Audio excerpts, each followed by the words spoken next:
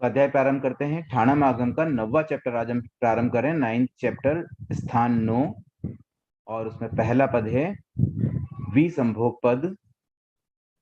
9 स्थानों से श्रमण निर्ग्रंथ सांभोगिक साधु को विसंभोगिक करता हुआ आज्ञा का अतिक्रमण नहीं करता।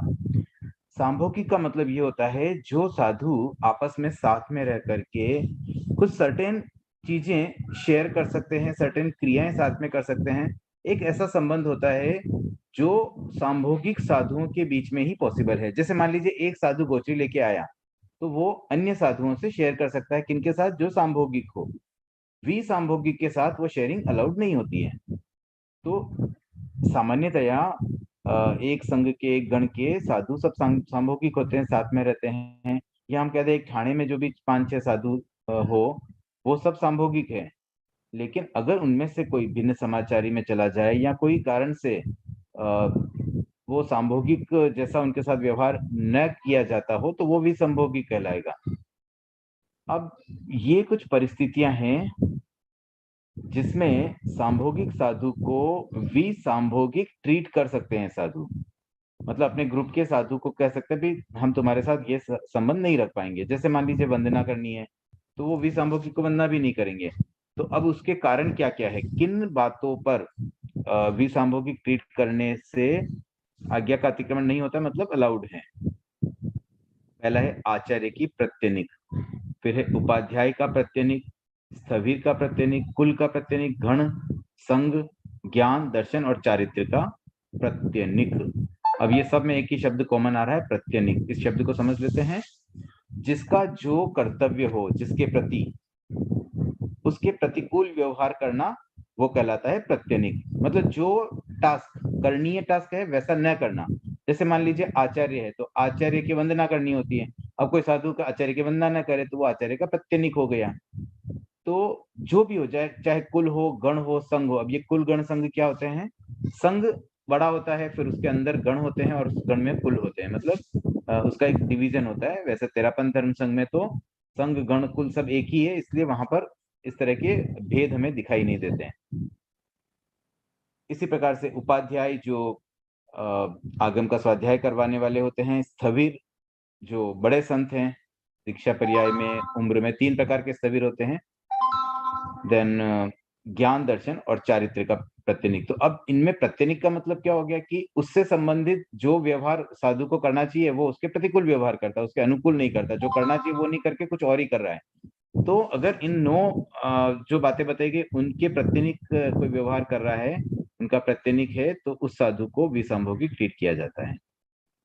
उसके बाद है ब्रह्मचार्याध्ययन। ब्रह्मचार्य आचारांग सूत्र के 9 अध्ययन है। कौन कौन से 9 अध्ययन है? शस्त्र परिज्ञा, लोक विजय, शीतोष्णीय, सम्यक्त्व, आवंती, लोकसार, धूत, विमोह, उपधान, श्रुत और महापरिज्ञा। उसके बाद है ब्रह्मचर्य गुप्ती पद। ब्रह्मचर्य की गुप्तियां 9 हैं। ब्रह्मचारी को किन बातों का ध्यान रखना चाहिए, वो किन बातों को फॉलो करे, उससे संबंधित जो बातें हैं वो ब्रह्मचर्य की गुप्तियां कहलाती हैं। तो वो सारे पॉइंट एक बार हम समझ लेते हैं। ब्रह्मचारी विविक्त शयन और आसन का सेवन करता है। स्त्री, पशु और नपुंसक से संसक्त शयन और आसन का सेवन नहीं करता है। मतलब वो ऐसे आसन और शयन, 2 चीज दी गई। मतलब जहां वो बैठ रहा है वो स्थान वो आसन कहलाएगा, और जहां सो रहा है वो स्थान शयन कहलाएगा। तो ऐसी जगह पर नहीं सोता है, ऐसी स्थान पर नहीं बैठता है जहां पर कोई स्त्री पुरुष का टच हो। उनका मतलब वो पहले वहां जस्ट बैठे और तुरंत वहां बैठ जाए, या नपुंसक का भी। ये तीनों बातें हैं, स्त्री पुरुष पशु, स्त्री पशु और नपुंसक। पुरुष का स्पर्श तो चल जाता है क्योंकि साधु की यहाँ बात है, तो स्त्री का नहीं चल पाएगा, पशु का और नपुंसक का। तो उनसे संसक्त शयन और आसन का सेवन नहीं करता है। तो ये ब्रह्मचारी की बात बताई गई कि वो विविक्त शयन और आसन का सेवन करता है। इस तरह के शयन आसन का सेवन नहीं करता। जो स्त्री पशु और नपुंसक से संसक्त न हो वो विविक्त शयन हो गया। ये पहला पॉइंट है। उसके बाद है दूसरा पॉइंट, वह केवल स्त्रियों में कथा नहीं करता अथवा स्त्री की कथा नहीं करता। यहाँ दो बातें बताई गई है, एक तो स्त्रियों की कथा करना और एक स्त्रियों में कथा करना, मतलब खाली लेडीज बैठी और अकेला साधु उसमें कथा नहीं करता है। ब्रह्मचारी हो तो वह स्त्रियों के स्थानों का सेवन नहीं करता। स्त्रियों का स्थान का सेवन का मतलब क्या हुआ, जो स्थान पर स्त्रियां बैठी हुई हो वहां जाकर के वो नहीं बैठेगा। जैसे मान लो कभी कभी ऐसा होता है, यहाँ पर कोई मीटिंग हुई, लेडीज बैठी, फिर तुरंत वहां जाकर के बैठ जाना, तो वो स्थान कुछ समय तक उसका उपयोग नहीं किया जाता है। इस तरह से एक सेल्फ कंट्रोल होता है। उसके बाद चौथा पॉइंट है, वह स्त्रियों की मनोहर और मनोरम इंद्रियों को नहीं देखता और न उनका अवधान पूर्वक चिंतन करता है। एक तो दृष्टि भी नहीं डालनी चाहिए, मतलब क्योंकि वो ब्रह्मचारी है और स्त्रियों को देखेगा, उनकी मनोरम इंद्रियों को देखेगा तो उसका मन डगमगा सकता है, इसलिए न तो उन्हें देखना चाहिए और न अवधान पूर्वक चिंतन करना चाहिए। मतलब उस पर अब मान लो देख तो नहीं रहा, लेकिन उनके बारे में सोचना भी नहीं चाहिए, गहराई से नहीं सोचना चाहिए। अगर गहराई से सोचेंगे तब भी मन में भाव वैसे आ सकते हैं। पांचवा पॉइंट है, वह प्रणित रस का भोजन नहीं करता। प्रणित रस का मतलब जो रस वाली चीजें होती है, लाइक विग्रह आदि, उस तरह का भोजन नहीं करता है, क्योंकि उससे भी काम वासनाएं बढ़ती हैं। उसके बाद छठा है, वह सदा पान भोजन का अति मात्रा में आहार नहीं करता। अधिक भोजन खाने से शरीर में मोटापा बढ़ता है, मांस बढ़ता है, और जो मांस बढ़ता है ना, उससे भी काम वासनाएं बढ़ती हैं। इसलिए जनरली ब्रह्मचारी का शरीर एकदम वैसा होना चाहिए, दुबला पतला टाइप का, ताकि उसके मन में वो काम वासनाएं पैदा न हो। काम वासनाओं का ये भी एक कारण होता है, जिसके शरीर में बहुत अधिक मांस होता है एक्स्ट्रा, तो वो वासनाएं बढ़ाता है। फिर सातवां पॉइंट है, वह पूर्व अवस्था में आजीर्ण भोग तथा क्रीड़ाओं का स्मरण नहीं करता। अब मान लीजिए दीक्षा से पहले उसने अब्रह्मचर्य किया हो, सेक्स किया हो, तो उससे संबंधित बातों को याद नहीं करना चाहिए, उनका स्मरण नहीं करना चाहिए, नहीं तो वो बातें याद कर करके पुनः मन में इच्छा जाग सकती है। आठवां पॉइंट है, वह शब्द रूप और श्लोक यानी कीर्ति का अनुपाती नहीं होता, उनमें आसक्त नहीं होता। ये जो शब्द होते हैं अच्छे अच्छे, कोई मीठा बोल रहा है, कोई अच्छा रूप, और कीर्ति मतलब कोई प्रशंसा होती है, उन सब में आसक्त नहीं होता है। उसमें आसक्ति से भी वासनाएं बढ़ सकती हैं। और वह सात और सुख में भी प्रतिबद्ध नहीं होता है, मतलब कोई सुख आता है, कुछ साता मिलती है, तो उसमें भी वह बहुत ज्यादा प्रसन्न नहीं होता है उससे। मतलब वो अटैचमेंट जैसे ही सुखों से एक प्रसन्नता का, भी मुझे अच्छी चीज मिल रही है, मुझे साता मिल रही है, कोई खास बात नहीं, उसमें वो बहुत ज्यादा इंटरेस्ट नहीं लेता है। अब इसका अपोजिट पद है, ब्रह्मचर्य की अगुप्तियां नो है। अगुप्तियां का मतलब हो गया गुप्ती नहीं करना, यानी कि कंट्रोल नहीं करना, संयम होता है गुप्ती। तो इसके सेम अपोजिट पॉइंट है, जो नो पॉइंट हमने तीसरे सूत्र में पढ़ा है, वही नो पॉइंट यहाँ पर भी है, बस उसके नेगेटिव पॉइंट हो जाएंगे। उसके बाद है तीर्थंकर पद। अरहत अभिनंदन के पश्चात 9 लाख करोड़ सागरोपम काल बीत जाने पर अरहत सुमति समुत्पन्न हुए। अब देखिए यहाँ पर गैप बताया गया है अभिनंदन और सुमतिनाथ के बीच में, कि उनके निर्वाण के बाद 9 लाख करोड़ सागरोपम काल के बाद सुमतिनाथ हुए। तो ये बहुत लंबा पीरियड है, लेकिन इतना बड़ा पीरियड इसलिए पॉसिबल है बिकॉज ये सब चौथे आर्य की बातें हैं, और चौथे आर्य का कालमान ही बहुत बड़ा है। टोटल 10 करोड़ सागर उतना बड़ा होता है एक अवसर्पणी, और उसमें से चौथा आ रहा होता है 1 करोड़ का, 1 करोड़ सागर का। तो उस 1 करोड़ में से 9 लाख सागर का गैप वहां पर आ रहा है इन दोनों तीर्थंकरों के बीच, और 9 की संख्या होने से ये बात यहाँ पर उल्लेखित है। छठा सूत्र है सद्भाव पदार्थ। उसका अर्थ दिया गया है अनुपचरित या पारमार्थिक वस्तु नो है। मतलब ये तत्वों की बात है, पारमार्थिक वस्तु यानी तत्व, जिसे हम जनरल सामान्य भाषा में 9 तत्व कहते हैं, तो वैसे 9 है, जीव, अजीव, पुण्य, पाप, आश्रव, संवल, निर्जरा, बंध और मोक्ष। उसके बाद है जीव पद। संसार समापन्नक जीव 9 प्रकार के। हमने देखा हर चैप्टर में लगभग जीव के प्रकार आए हैं, मतलब सभी अपेक्षाएं मिल जाती है, चाहे जितने जीव के प्रकार बता दो। तो अपेक्षा के आधार पर अलग अलग वर्गीकरण संभव है। यहाँ पर अब हमें वर्गीकरण करना है 9 का। तो 9 किस तरह से किया गया है? 5 इंद्रियों के 5 जो भेद है उसमें एकेंद्रिय के 5 भेद कर दिए गए। तो एकेंद्रिय की जगह 5 भेद आ गए और बाकी 4 इंद्रियां मिला करके हो गई टोटल 9। तो ये हुए पृथ्वी कायिक, अपकायिक, तेजस कायिक, वायु कायिक, वनस्पति कायिक, द्विंद्रिय, त्रिंद्रिय, चतुरिंद्रिय एंड पंचेंद्रिय। उसके बाद है गति आगति पद। पृथ्वी कायिक जीवों की 9 गति और 9 आगति होती है।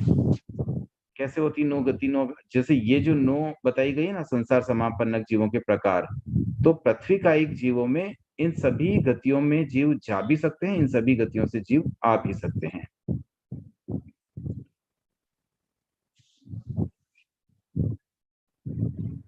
उसके बाद बताया गया है कि पृथ्वी काय से निकलने वाला जीव ये 9 में जा सकता है, बस यही बात आई है। अब आगे है इसी प्रकार अपकायिक, तेजस कायिक, वायु कायिक, वनस्पति कायिक और द्विंद्रिय, त्रिंद्रिय, चतुरेंद्रिय और पंचेंद्रिय, इन सभी प्राणियों की गति आगति 9 है, मतलब सबकी 9 है, कोई भी कहीं भी आ जा सकता है। उसके बाद है जीव पद। सब जीव 9 प्रकार के हैं। अब जीवों के 9 प्रकार फिर एक अपेक्षा से बताया गया है। यहाँ पर क्या बताया है? एकेंद्रिय, द्विंद्रिय, त्रिंद्रिय और चतुरेंद्रिय। 4 इंद्रियों की तो इंद्रियों के आधार पर ले लिया और फिर पंचेंद्रियों का डिवीजन कर लिया। कैसे किया? नेरिय, तिर्यंश पंचेंद्रिय, मनुष्य और देव, ये हो गए 4 भेद पंचेंद्रियों के। और फिर एक नवा भेद ले लिया सिद्धों के, क्योंकि ऊपर सब जीवों के प्रकार दिए गए, सर्व जीव आएगा तो उसमें सिद्ध भी आ जाते हैं। तो इस प्रकार से ये 9 भेद हो जाते हैं जीवों के। फिर और एक अपेक्षा से 9 भेद किए गए हैं। प्रथम समय नेरिक, अप्रथम समय नेरिक। फिर तिर्यंश में भी वैसे ही है, मनुष्य और देव में भी वैसे ही है। तो 4 गतियों के प्रथम और अप्रथम समय से 8 भेद और फिर नवा भेद सिद्ध का। उसके आगे है अवगाहना पद। सब जीवों की अवगाहना 9 प्रकार की होती है। तो ये अगेन जो 9 प्रकार हमने जीवों की पढ़े उसी में अवगाहना जुड़ जाएगी, मतलब पृथ्वी कायिक अवगाहना, अपकायिक, तेजस कायिक, वायु कायिक, वनस्पति कायिक, द्विंद्रिय, त्रिंद्रिय, चतुरेंद्रिय और पंचेंद्रिय अवगाहना। फिर है संसार पद। जीवों ने 9 स्थानों से संसार में परिवर्तन किया था, करते हैं और करेंगे। अब ये 9 स्थानों में क्या करते हैं? परिवर्तन, मतलब उसमें वो जाते हैं। पृथ्वी काय में भी जाते हैं जीव, अपकाय में भी, तेजस काय में, वायु काय में, द्विंद्रिय, त्रिंद्रिय, चतुरेंद्रिय और पंचेंद्रिय, मतलब जीव, संसारिक जीव इन सब स्थानों पर जाते रहते हैं, मतलब अपना वर्तन करते रहते हैं, कभी इसमें कभी उसमें, ऐसा उनमें परिवर्तन होता रहता है। रागोत्पत्ति पद। राग की उत्पत्ति 9 स्थान है। निरंतर बैठे रहना या अति भोजन करना। राग नहीं, सॉरी, रोग लिखा हुआ है ऊपर, शायद कुछ मिसप्रिंट हो गया था। तो रोगोत्पत्ति पद हमें इससे समझना है। रोग की उत्पत्ति मतलब बीमारी कैसे पैदा होती है, उसके 9 स्थान बताए गए, 9 कारण बताए गए हैं। निरंतर बैठे रहना या अति भोजन करना। अब ये 2 पॉइंट साथ में दिए गए। अति, बहुत समय तक कंटिन्यू बैठे रहना। अब जैसे कोई ऑफिस के काम करते हैं, कंटिन्यू बहुत देर बैठना पड़ता है, तो उसमें फाइल्स आदि की प्रॉब्लम हो सकती है। और इसी प्रकार से अधिक भोजन करने से भी बीमारियां उत्पन्न होती हैं। फिर दूसरा पॉइंट है अहितकर आसन पर बैठना या अहितकर भोजन करना। मतलब कोई ऐसा आसन जो हितकर न हो। कुछ आसन ऐसे होते हैं ना, उस आसन में बहुत देर बैठे रहने से कुछ रोग आ सकते हैं। जैसे अगर कोई स्ट्रेट नहीं बैठे, मतलब रीढ़ की हड्डी सीधी रखे बिना ऐसे ही बैठ जाए, झुक झुक के ऐसे बैठते हैं, तो झुकने से भी वो रीढ़ की हड्डी की वजह से कुछ रोग आ जाते हैं कभी कभी। फिर स्लिप डिस्क आदि रोग आ सकते हैं उससे। इसी प्रकार से कोई भोजन भी जो अहितकर हो, जैसे कभी किसी को अचार वगैरह, तेल मसाले ज्यादा खाने से भी बीमारियां हो सकती है। तो जो अपने शरीर को सूट करे वैसा ही भोजन करना चाहिए, अहितकर भोजन नहीं करना चाहिए, अदरवाइज उससे रोग की उत्पत्ति हो सकती है। उसके बाद है अति निद्रा, बहुत ज्यादा सोना, ये भी रोग का कारण है।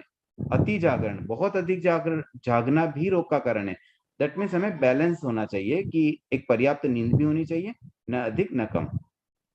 ये भी अगेन व्यक्ति टू व्यक्ति डिपेंड करता है। आचार्य तुलसी बहुत कम नींद लेते थे, शायद 2 या 3 घंटे की नींद से उन्हें तृप्ति हो जाती थी, उससे वो बीमार नहीं होते, इतना जाग पाते थे। तो ये डिपेंड करेगा हर व्यक्ति, किसी किसी को 7-8 घंटे की नींद चाहिए, किसी को 3-4 घंटे की नींद से हो जाता है, किसी को 5-6 घंटे की नींद चाहिए। ये एज पे भी डिपेंड करता है, व्यक्ति पे भी डिपेंड करेगा। जनरली क्या होता है, हमारी जैसी वर्किंग स्टाइल हो ना, उसके अकॉर्डिंगली हमें नींद की जरूरत पड़ती है। अगर लाइफस्टाइल अपनी अच्छी हो तो कम नींद से काम चल जाता है, और जब मानसिक थकान अधिक हो, कुछ सिस्टमेटिक काम नहीं होता है, तो फिर नींद भी ज्यादा आती है। उसके बाद है उच्चार का निरोध, मतलब मल का निरोध। मतलब किसी को टॉयलेट जाना हो और वो रोक के रखे, तो उसमें भी बीमारियां आ जाती हैं। और इसी के लिए ये भी कहा गया है कि सामायिक आदि में भी अगर लघु शंका या दीर्घ शंका की आवश्यकता हो तो सामायिक के बीच में की जा सकती, मतलब वो सब क्रियाएं कर की जा सकती है, बट उसका बाद में प्रायश्चित लिया जा सकता है। उसके बाद में है पंथ गमन। अब ये पंथ गमन का अर्थ मैं एक्चुअली समझ नहीं पाया हूँ, तो इसको मैं एक बार होल्ड करता हूँ, बाद में हम इस पर और चर्चा कर सकेंगे, या और किसी के ध्यान में इसका अर्थ आ रहा है तो वो भी यहाँ पर शेयर कर सकते हैं। 8वां पॉइंट है भोजन की प्रतिकूलता। मतलब कोई भोजन जो प्रतिकूल न हो वैसा भोजन करना। जैसे मान लीजिए शाम के समय किसी ने दही खा लिया, छाछ पी ली रात के समय और उसको सर्दी पकड़ लिया, तो इस तरह की भोजन की प्रतिकूलता से भी रोग उत्पन्न हो सकते हैं। और 9वां और आखिरी पॉइंट है इंद्रियार्थ विकोपन, मतलब काम विकार। तो क्या होता है, जैसे विषय वासना के प्रति जो हमारी एक विकार है, कामना रहती है, उन कामनाओं के कारण भी रोग आ जाते हैं। अत्यधिक लालसा कि मुझे ये चाहिए, मुझे वो खाना है, मुझे ये सुनना है, ये देखना है, तो उसमें जो हमारी मन मन के जो भाव जिस तरह के बनते हैं, उस काम विकार से भी रोग उत्पन्न हो जाते हैं। उसके बाद है दर्शनावर्णीय पद। दर्शनावर्णीय कर्म के 9 प्रकार हैं। ये अब इन कर्मों की उत्तर प्रकृतियां, मूल कर्म तो 8 प्रकार के होते हैं जो 8वें चैप्टर में हमने पढ़े, अब उनकी उत्तर प्रकृति की बात है। क्योंकि दर्शनावर्णीय कर्म की 9 सब डिवीजन है, 9 उत्तर प्रकृतियां, इसलिए केवल दर्शनावर्णीय कर्म का उल्लेख यहाँ पर आ रहा है। पहला है निद्रा। निद्रा का मतलब सोया हुआ व्यक्ति सुख से जाग जाए वैसी निद्रा, एक नॉर्मल नींद जो आराम से खुल जाती है, मतलब बहुत ज्यादा दिक्कत नहीं आती, जो सबसे बढ़िया नींद होती है उसको हम निद्रा के अंदर लेंगे। उसके बाद दूसरी है निद्रा निद्रा, जिसमें बड़ी मुश्किल से नींद खुलती है। कई बार ऐसा होता है ना, उसको उठा उठा के थक जाओ लेकिन नींद नहीं खुलती, तो वो निद्रा निद्रा होती है। उसके बाद प्रचला होती है। प्रचला में व्यक्ति बैठे बैठे या खड़े खड़े भी नींद ले लेता है। कई बार मुंबई की लोकल ट्रेनों में हम देखते हैं व्यक्ति है ना, ट्रेन में लटके लटके खड़े खड़े ही नींद ले लेते हैं, या सीट पे बैठे बैठे भी सोए रहते हैं, तो ये प्रचला के अंतर्गत हम उसको ले सकते हैं। उसके बाद प्रचला प्रचला, चलते फिरते जो निद्रा है। अब चलते फिरते भी कोई सो जाता है, मतलब जैसे कोई बच्चा उंगली पकड़ के चल रहा है पेरेंट्स की और नींद निकाल रहा है, ऐसे चलते चलते भी कोई नींद ले लेते हैं। तो ये बहुत एडवांस नींद बोल सकते हैं, हर किसी को शायद ऐसी नहीं आती, लेकिन रेयरली कहीं कहीं मिलती भी होगी। तो इस तरह की नींद तो बहुत खतरनाक है, कोई व्यक्ति चलते चलते अगर सो जाएगा तो उसमें तो बहुत खतरा है, एक्सीडेंट भी हो सकता है। उसके बाद 5वां है स्त्यानर्धी। ये बहुत ही खतरनाक नींद है। इस नींद में इतनी गहरी नींद होती है कि नींद में ही व्यक्ति उठ करके कुछ भी काम करके वापस आके सो जाता है, उसको पता भी नहीं चलता है। और जनरली कुछ ऐसे संकल्प जो जैसे किसी को मारने का हो या हिंसा, मर्डर आदि ऐसे कार्य भी ऐसी प्रगाढ़तम निद्रा में संभव हो सकते हैं। तो ये सबसे मतलब एक निकृष्ट नींद कही जा सकती है। तो जैसे फर्स्ट भेद सबसे बढ़िया नींद का था, उसके बाद ये सबसे खराब बोल सकते हैं। तो ये 5 प्रकार की निद्रा दर्शनावर्णीय कर्म के पार्ट है, उनकी उत्तर प्रकृतियां हैं। उसके बाद है चक्षु दर्शनावर्णीय। चक्षु के द्वारा मतलब आंखों के द्वारा जो सामान्य बोध होता है। दर्शनावर्णीय कर्म में क्या होता है, सामान्य बोध। ज्ञान में होता है विशेष बोध, दर्शन दर्शन में होता है सामान्य बोध। तो आंखों से देख करके सरसरी निगाह से जो सामान्य दर्शन हो पाता है, सामान्य बोध हो पाता है, उसमें आवरण चक्षु दर्शनावर्णीय कर्म का होता है। और अचक्षु दर्शनावर्णीय, चक्षु के सिवाय जो इन बची हुई 4 इंद्रियां और मन, उनके द्वारा जो सामान्य बोध होता है उसको आवृत करने का काम है अचक्षु दर्शनावर्णीय का। और अवधि दर्शनावर्णीय अवधि दर्शन में बाधा डालता है। मतलब जो मूर्त द्रव्यों का ज्ञान किया जाता है वो होता है अवधि ज्ञान। जो आत्मिक ज्ञान होता है, अपूर्ण ज्ञान है, वो कंप्लीट केवल ज्ञान जैसा नहीं है, लेकिन पार्टली होता है, कुछ कुछ चीजें अवधि ज्ञानी जान पाते हैं। तो वो जितना जान पाते हैं उन बातों को वो जब जानते हैं, देखते हैं, तो उसमें जानना तो होता है अवधि ज्ञान से और देखना होता है अवधि दर्शन से। तो अवधि दर्शनावर्णीय अवधि दर्शन में बाधक कर्म है, और केवल दर्शनावर्णीय केवल दर्शन में बाधक है। सर्व द्रव्य पर्यायों के साक्षात दर्शन का आवरण। उसके आगे है ज्योतिष पद। अभिजीत नक्षत्र चंद्रमा के साथ 9 मुहूर्त से कुछ अधिक काल तक योग करता है, मतलब उसके साथ रहता है, वो उसको स्पर्श किए हुए रहता है, उसको योग करना कहते हैं। तो ये अभिजीत नक्षत्र की बात है। उसके बाद एक और पद है जिसमें ये बताया गया है कि अभिजीत आदि 9 नक्षत्र चंद्रमा के साथ उत्तर दिशा से योग करते हैं। यहाँ पे क्योंकि संख्या 9 की है इसलिए ये पद भी आ गया है।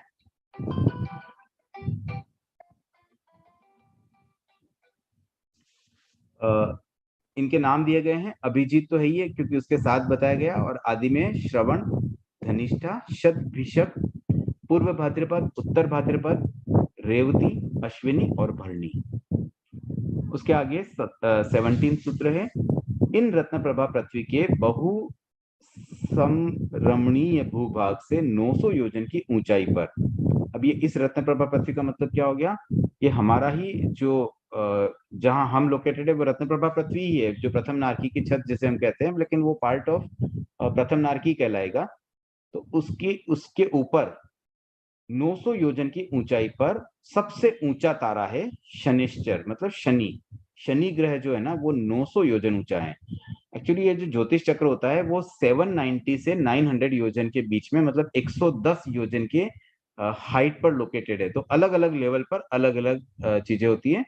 इससे पहले हमने पिछले चैप्टर में 800 योजन पर कौन सा तारा है वो भी पढ़ा था। यहाँ 900 योजन की बात आई है, तो वहां शनि, क्योंकि वो सबसे ऊंचा है, हाईएस्ट 900 योजन के बाद ज्योतिष चक्र समाप्त हो जाता है, तो सबसे ऊंचा शनि ग्रह है जो 900 योजन की ऊंचाई पर लोकेटेड है। मत्स्य पद। मत्स्य पद में क्या होता है? मछली के बारे में बताया गया है। जम्बू द्वीप में 9 योजन के मत्स्यों ने प्रवेश किया था, करते हैं और करेंगे। जम्बू द्वीप में यहाँ लिखा है, लवण समुद्र की बात नहीं है। मतलब लवण समुद्र में तो 500 योजन बड़े लंबे चौड़े, मतलब इतने बड़े बड़े मछलियां होती हैं। 500 योजन किसको कहते हैं? इतनी बड़ी साइज। और उनमें वो साइज के इतने बड़े मछलियां तो यहाँ पर आ नहीं सकती द्वीप में। यहाँ द्वीप में प्रवेश की बात है, तो द्वीप में कैसे प्रवेश करेगी? नदियों आदि के माध्यम से आएगी। तो जम्बू द्वीप की नदियों में ये 9 योजन की मछलियां पाई जाती है। 9 योजन भी बहुत बड़ी साइज होती है। और वैसे ये जो बात आती है शाश्वत योजन की बात होती है, और एक योजन लगभग 12 किलोमीटर का होता है, और शाश्वत योजन तो 12,000 किलोमीटर का होता है। तो आप कल्पना करिए 12,000 इंटू 9, इतनी बड़ी साइज की मछलियां। मतलब हम अगर मन में सोचे भी तो कभी कभी ऐसा डाउट ही होने लग जाए कि इतनी बड़ी क्या मछलियां पॉसिबल है। तो बस ये आगमों की कुछ बातें ऐसी आएगी, स्पेशली लोक से संबंधित, उसमें हमें ट्रस्ट कर लेना चाहिए, बिकॉज हमें समझ में नहीं आ रहा है कैसे होता है, क्या होता है वास्तव में इतना बड़ा कुछ पॉसिबल है, क्योंकि हमने कहीं देखी नहीं जम्बूद्वीप में इतनी बड़ी मछलियां। लेकिन हम तो एक बहुत छोटे से एरिया में रहते हैं, जम्बूद्वीप तो बहुत बड़ा है, इस पर तो महाविदेश क्षेत्र भी है, और महाविदेय के बाद वहां उत्तर कुरु देवकुरु क्षेत्र भी है, जहाँ प्रथम आर्य जैसी स्थिति रहती है। मतलब प्रथम आर्य में तो व्यक्ति कितने हाइट वाले होते हैं, 3 पल्लियों पर की स्थिति वाले वहां मनुष्य रहते हैं, तिर्यंच रहते हैं, और उन मनुष्यों की ऊंचाई भी कितनी ज्यादा होती है, 3 कोस ऊंचाई वाले मनुष्य वहां रहते हैं। तो ये सब चीजें इसी जम्बूद्वीप पर है, और हम एक बहुत छोटे से पार्ट में रहते हैं, इसलिए कुछ बातें शायद कभी कभी ऐसा मन में आ सकती है, लेकिन उसे केवली गम्य कर देना चाहिए। जो लिखा है उसे पढ़ लें, समझ लें, हाँ ऐसा होता होगा, आगमों में लिखा है तो कुछ ना कुछ उसमें सच्चाई अवश्य होगी। उसके आगे बढ़ते हैं। बलदेव वासुदेव पद। जम्बू द्वीप के भारतवर्ष में इस अवसर्पणी में बलदेव वासुदेव के ये 9 पिता हुए हैं। बलदेव और वासुदेव दोनों सगे भाई होते हैं। मतलब सगे भाई इस संदर्भ में कि उनके पिता तो कॉमन होते हैं, लेकिन माताएं अलग अलग होती हैं। कैसे होती है? जैसे दशरथ है, दशरथ के 4 रानियां थी, तो उनमें राम जो थे वो एक रानी के थे, और लक्ष्मण दूसरी, मतलब उनकी लक्ष्मण की माँ अलग थी और राम की माँ अलग थी, लेकिन पिता दोनों के दशरथ थे। तो बलदेव और वासुदेव इन दोनों के पिता कॉमन होते हैं, इसलिए 9 जो बलदेव वासुदेव हुए इस अवसर्पणी पे भरत क्षेत्र में, भारतवर्ष का मतलब भरत क्षेत्र समझ लें, तो उनके नाम यहाँ दिए गए हैं। प्रजापति, ब्रह्म, रौद्र, सोम, शिव, महासिंह, अग्नि सिंह, दशरथ और वसुदेव। ये दशरथ राम के पिता का नाम ही है। तो ऐसे कुल 9 पिता हैं जो दोनों मतलब बलदेव और वासुदेव दोनों के ही कॉमन पिता हैं। यहाँ से आगे शेष सब समवायांग की भांति वक्तव्य है, यावत वह आगामी काल में एक गर्भावास कर सिद्ध होगा। तो अब इसके बारे में और बहुत सारी डिटेल समवायांग में आई हुई हैं, तो इसलिए यहाँ ठाणम में स्किप की गई है कि बस इसको अब हमें समवायांग की तरह समझना होगा। तो जब कभी हम समवायांग का अध्ययन करेंगे तो वहां पर इस बारे में और भी कुछ हमें जानकारी मिल पाएगी। अब 20वां सूत्र है, जम्बू द्वीप द्वीप के भरतवर्ष में आगामी उत्सर्पणी में बलदेव वासुदेव के 9 माता पिता होंगे। और फिर उसके बाद ये भी बात आ गई, शेष सब समवायांग की भांति वक्तव्य है, यावत महाभीमसेन और सुग्रीव। मतलब अब उसकी डिटेल अगेन समवायांग से ही हमें पढ़नी होगी, यहाँ पर इतनी ही बात बताई गई है। ये कीर्ति पुरुष वासुदेवों के प्रतिशत्रु होंगे, मतलब प्रति वासुदेव जिसे कहते हैं ना, वो भी, उसका भी यहाँ उल्लेख है। मतलब अगले उत्सर्पणी में कौन 9 होने वाले हैं, वो सारी बात यहाँ पर आ रही है। ये सब चक्र योधी होंगे और ये सब अपने ही चक्र से वासुदेव द्वारा मारे जाएंगे। ये किनकी बात है? प्रति वासुदेव की। जैसे राम, लक्ष्मण और रावण। अब इन तीनों का कॉम्बिनेशन कैसा है? राम तो थे बलदेव, लक्ष्मण वासुदेव और रावण थे प्रति वासुदेव। तो इस तरह से ये एक सेट होता है बलदेव वासुदेव प्रति वासुदेव का, और ये सेट आगे भी रहेगा। मतलब आगामी उत्सर्पणी के बारे में भी कुछ बातें यहाँ पे बताई गई हैं, जिसकी अधिक डिटेल समवायांग में हमें पढ़नी होगी।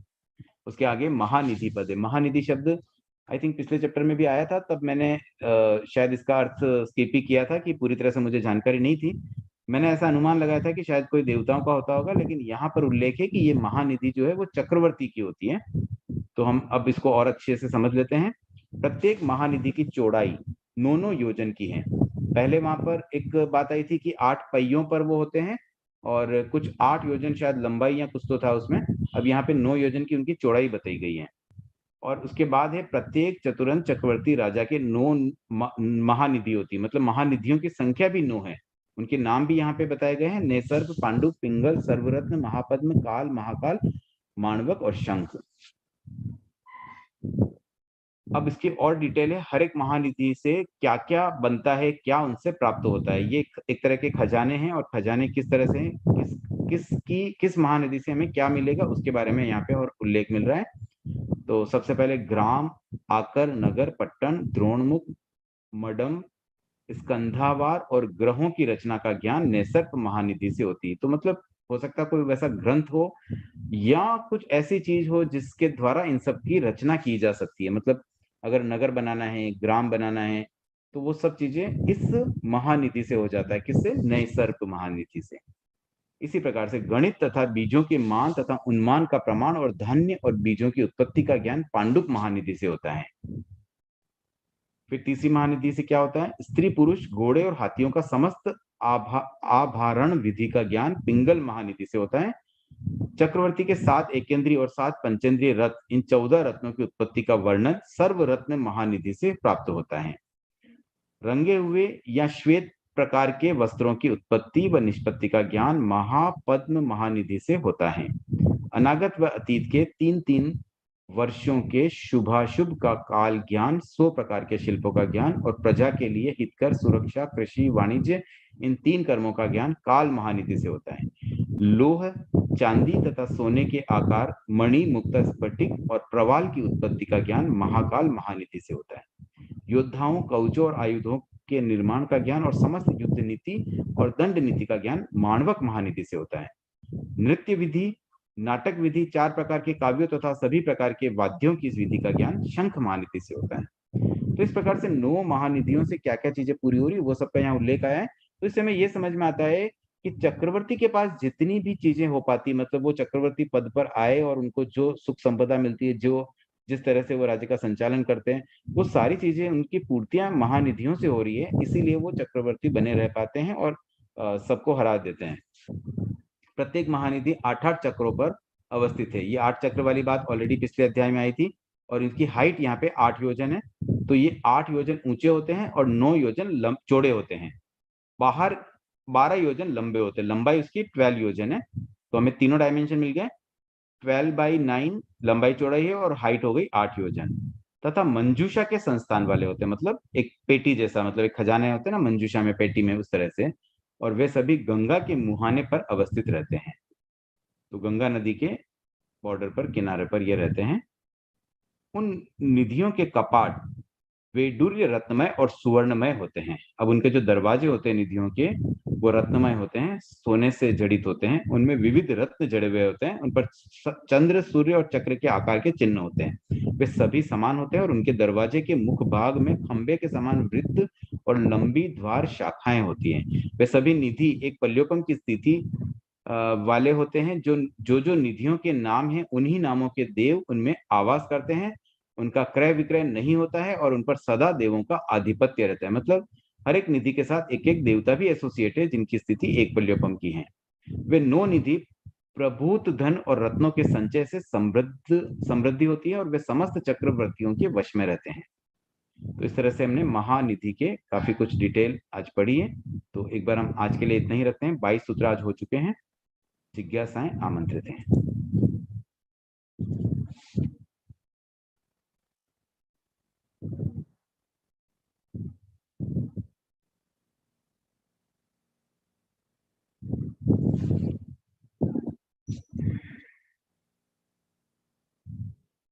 ठीक है, आई थिंक कोई जिज्ञासा नहीं है, तो एक सूत्र और कर लेते हैं, 1 या 2 सूत्र, और उसके बाद हम आज की क्लास। अच्छा चलिए, हैंड रेज हुआ है कविता जी। थोड़ा सा जल्दी अगर हैंड रेज कर दें तो समय और बच सकता है। पहले से तैयारी रखें अगर जिसको पूछना हो कुछ। हाँ बोलिए। ये बलदेव वासुदेव के 9 पिता है ना, वो समझ नहीं आया। ये 9 ही बलदेव वासुदेव है या उनके अलग अलग पिता है? सब कॉमन में समझ नहीं आ रहा। नहीं, सब अलग अलग। टोटल 9 बलदेव हुए, 9 वासुदेव हुए, और बलदेव वासुदेव दोनों भाई होते हैं। हाँ, तो पिता उनके कॉमन हुए, इसलिए टोटल 9 पिता हुए। तो 9 ही जैसे बलदेव वासुदेव हुए अभी इसका लिए पहले क्या? देखिए, जैसे ना राम और लक्ष्मण ये बलदेव वासुदेव हैं, तो इनके पिता हाँ, थे दशरथ। ऐसे ही टोटल 9 बलदेव हुए, 9 वासुदेव हुए हैं, और जो भी बलदेव वासुदेव हुए वो सब भाई भाई थे, तो इसलिए उनके पिता कॉमन हुए।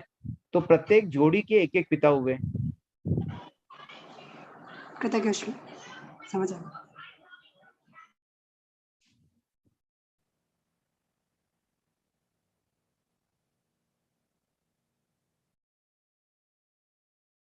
ठीक है, चलिए अभी समय ऑलरेडी हो गया है, तो आज के लिए इतना ही रखते हैं। और कल अवकाश रहेगा, थर्सडे। फ्राइडे को अगेन जो रेगुलर टाइम था 8:55 से सेशन प्रारंभ हो सकेगा। ओम अरहम, जय जिनेन्द्र। ओम।